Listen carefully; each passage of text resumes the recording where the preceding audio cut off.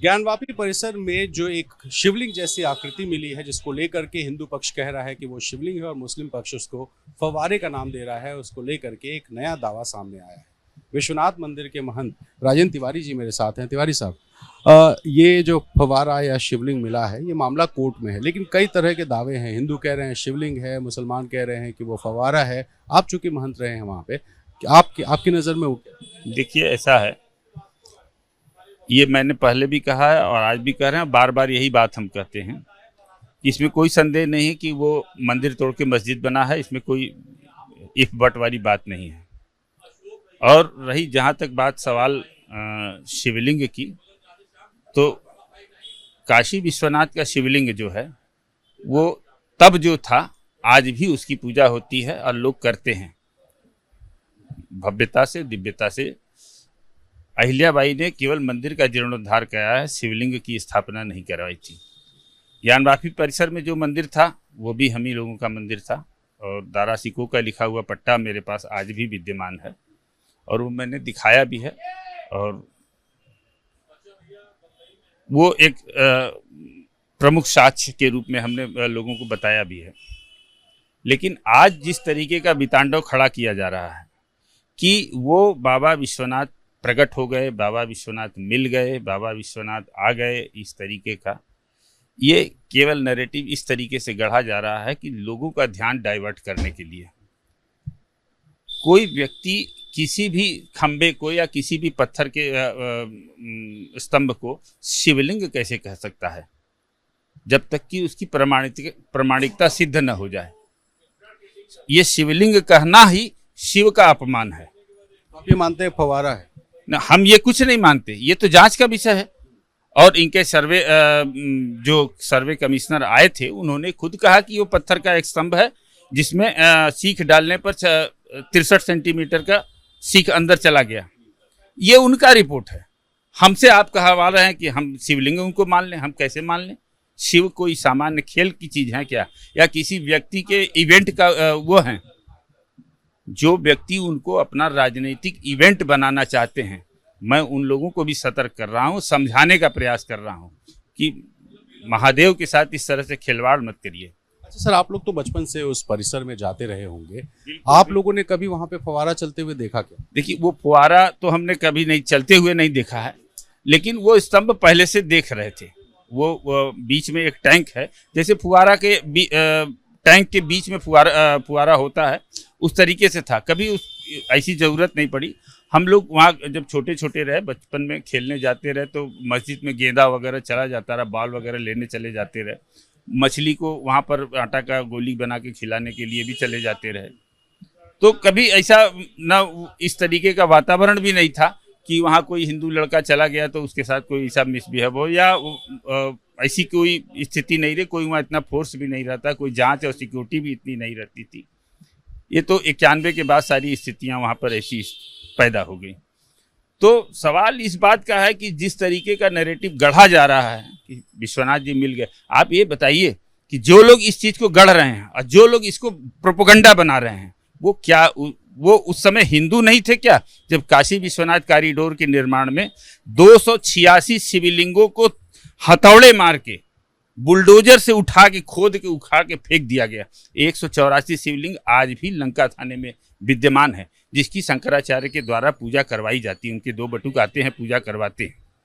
अच्छा सर, आपने कहा कि जो शिवलिंग अभी बाबा विश्वनाथ का असली शिवलिंग है, जिसकी अभी पूजा होती है, वही शिवलिंग पहले था। अहिल्याबाई होलकर ने सिर्फ जो मंदिर का जीर्णोद्धार कराया था। कि जिस समय औरंगजेब के लोगों ने वहां पर आके मंदिर को तोड़ा, तो केवल चूंकि मंदिर तो हम पूरा उठा के ले नहीं जा सकते थे, शिवलिंग की सुरक्षा हमारे पूर्वजों ने अपना दायित्व तो समझा और शिवलिंग केवल वहां से हटाकर, और जहां वर्तमान में शिवलिंग है वहाँ हम लोग का आवास था। देखिए, हम तो अज्ञानी हैं इस मामले में, लेकिन कई ऐसी किंवदंतियां हैं जिनमें कहा जाता है कि जब हमला हुआ तब शिवलिंग को लेकर के महंत जी कुएं में कूद गए थे और अहिल्याबाई होलकर जी वहाँ कम से कम 20 बार हो चुकी है। अगर शिवलिंग उसमें होता तो सामने आ जाता ना। 5-6 बार तो हम लोग के सामने हो चुकी है। पूरी सफाई नीचे से एकदम पूरा पंपिंग सेट लगा के कुएं की पूरी सफाई हो चुकी है। तो ये चीज कि कुएं में हम क्यों कूद जाएंगे? हम विश्वनाथ को लेके कुएं में क्यों कूदेंगे? एक मैंने जो कहानी सुनी है, देखिए मैं हकीकत नहीं बहुत जानता, सारी बनाई ये गई। कहा गया कि शिवलिंग को नुकसान ना हो इसलिए महंत जी कुएं में कूद गए और उसके बाद फिर दूसरा शिवलिंग अहिल्याबाई होलकर मैं अपने मतलब हमारे पूर्वजों ने ले जाके अपने घर में रखा, और घर में जब 40 बरस औरंगजेब तक किसी को, आम पब्लिक को सूचना नहीं थी, 40 बरस तक घर में जैसे पूजा वहाँ होता था उस तरीके से शिवलिंग की पूजा सेवा होती थी 4 प्रहर की। जब औरंगजेब का शासन समाप्त हुआ तब आम पब्लिक को सूचना दी गई कि शिवलिंग विश्वनाथ सुरक्षित है, मंदिर भले ही टूट गया है लेकिन विश्वनाथ सुरक्षित है। तो लोग वहां आना शुरू कर दिए कि विश्वनाथ सुरक्षित है, महंत जी के घर में है, तो चलिए उनके दर्शन तो हो जाएंगे। और दर्शन करने धीरे धीरे लोग आते, 10-15 वर्ष तक इस कितनी पीढ़ी पहले की ये घटना? अरे ये 27 पीढ़ी हो गई, करीब 27-28 पीढ़ी हो गई। तो वो निरंतर लोग आते रहे, दर्शन करते रहे, करके जाते रहे। उस दरमियान 10-15 साल तक इस तरीके से चलता था। लेकिन उसी दरमियान अहिल्याबाई को स्वप्न हुआ कि फिर वो आई काशी में, और हम लोग के जो उस समय जीवित पूर्वज थे उनसे संपर्क की, और उन्होंने कहा कि मतलब हमको महंत जी आप अपने इस आवास को मंदिर का शक्ल देने के लिए अनुमति दीजिए, कि बाबा के लिए तो पूरी जिंदगी समर्पित है, ये घर क्या चीज़ है। तो घर भी उनको दे दिए और उसको भव्य मंदिर का शक्ल दिया अहिल्याबाई ने। और उस शिलापट्ट पर आज भी वहाँ पर प्रमाणित है, जो पत्थर में खुदवा दी थी, कि काशी विश्वनाथ के इस ज्योतिर्लिंग का दर्शन में करके और अभिभूत हुई, और विश्वनाथ मंदिर के महंत परिवार से अनुमति लेकर इस मंदिर का जीर्णोद्धार करवाया, और जीर्णोद्धार उपरांत महंत परिवार को पुनः मंदिर समर्पित कर दी। पत्थर क्षरण होने लगा तो मार्बल पर गुदवा के हम लोगों ने उसको, हमारे जो उस समय पूर्वज थे, उसको लिखवा के इधर सामने बगल में टंगा। उतना ही अवशेष बचा है, बाकी तो अहिल्याबाई के द्वारा निर्मित जो देव पंचायतन की विग्रह थे सारे तोड़ के समाप्त कर दिए गए, और उनको उनके मूल स्थान से च्युत कर दिए गए हैं।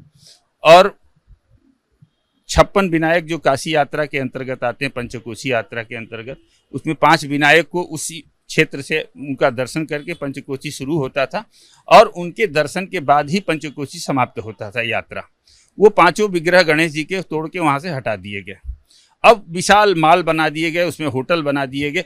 हमारे कहने का मतलब कि इस धार्मिक सेंटर को डेवलप करने के नाम पर माल का संस्कृति देने का क्या औचित्य था?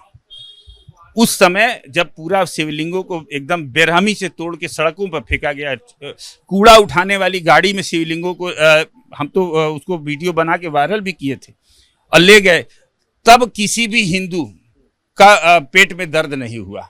मैं उन तथाकथित हिंदुओं की बात कर रहा हूं जो आज वितांडव खड़ा कर रहे हैं। एक आखिर सवाल सर, ये कि आपने ये जो बड़े दावे किए हैं, क्या कोर्ट में भी आप एक पार्टी बनेंगे और ये बताने के लिए कि आपका कोर्ट में जो लोग लड़ रहे हैं, कोर्ट निर्णय करे ना, कोर्ट बतावे कि हाँ ये शिवलिंग है क्या। आप कोर्ट में नहीं जाएंगे ये दावा करने कि आपका परिवार यहाँ पे? हम जो हमारी जो वो है, मैं कौन होता हूँ शिवलिंग की वो का निर्धारण करने वाला? शिव भगवान विश्वनाथ का ज्योतिर्लिंग है और ज्योतिर्लिंग की पूजा होती है, तो ये क्या दूसरा ज्योतिर्लिंग पैदा, 13वां ज्योतिर्लिंग पैदा करेंगे क्या? और ऐसे तो पूरे काशी में जहां खोदिएगा वहां शिवलिंग मिलेगा। ये पूरी काशी शिवमय थी। मतलब आपने ये दावा किया लेकिन आप कोर्ट नहीं जाएंगे? कि कोर्ट हम जाएंगे क्यों? कोई कारण ऐसा हो तो कोर्ट जाए। क्योंकि आपने कहा ना कि आपके पूर्वज यहाँ पे थे, आपके पूर्वजों की अनुमति से यहाँ मंदिर बना, अहिल्याबाई होलकर ने बनवाया, तो अगर कोर्ट में कुछ दावा हो रहा है और अगर आपको लगता है कि कोई गलत है तो आप ऐसा लगेगा कि ये कोर्ट अगर ये कह देगा कि यही ज्योतिर्लिंग है तब मैं कोर्ट में जाऊंगा।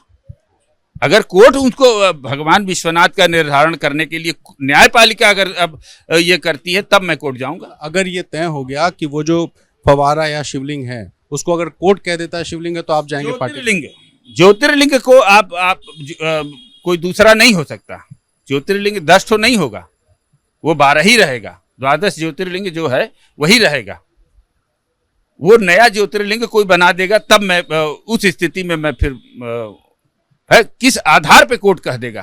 कोई आधार होना चाहिए ना। और कोर्ट को फिर यह तय करना होगा कि जितने शिवलिंग ये जो लोग तोड़े हैं उनको क्या सजा मिलेगी। शिवलिंग तोड़ने वालों को शिवद्रोही शिव का निर्धारण करेंगे, ऐसा संभव नहीं है।